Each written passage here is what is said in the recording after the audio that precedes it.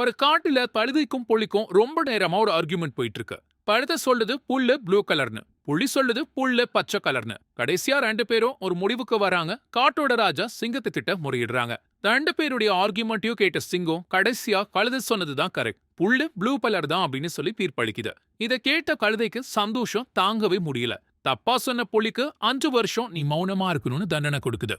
தண்டனையை ஏத்துக்கிட்ட புலி சிங்கத்தை பார்த்து கேக்குது, புள்ள பச்சை கலர்னு உங்களுக்கும் தெரியும், தெரிஞ்சும் தப்பான தீர்ப்பை ஏன் கொடுத்தீங்கன்னு கேக்குது. உன்னோட அறிவுக்கும் வலிமைக்கும் சமமா உள்ளவங்க கூட மோதாதது உன்னோட தப்பு. நீ என்ன ஆதாரத்தை கொடுத்தாலும் அந்த கழுத ஒத்துக்க போறது கிடையாது. உன்னுடைய நேரத்தை வீணாக்குனதுக்கு தான் உனக்கு இந்த தண்டனைன்னு சிங்கம் சொல்லிச்சான். இதே மாதிரி தான் நம்ம வாழ்க்கையில கூட நிறைய கழுதைங்க வரும். நீங்க என்ன சொன்னாலும் அவங்க சொல்றதுதான் கரெக்ட்னு சொல்லி பேசுவாங்க. அந்த மாதிரி வரவங்க கிட்ட ஆர்கியூ பண்ணி உங்க நேரத்தை வீணாக்கி இந்த புலி மாதிரி இருக்க போறீங்களா இல்ல ஒதுங்கி போக போறீங்களாங்கிறது உங்க கையில தான் இருக்கு.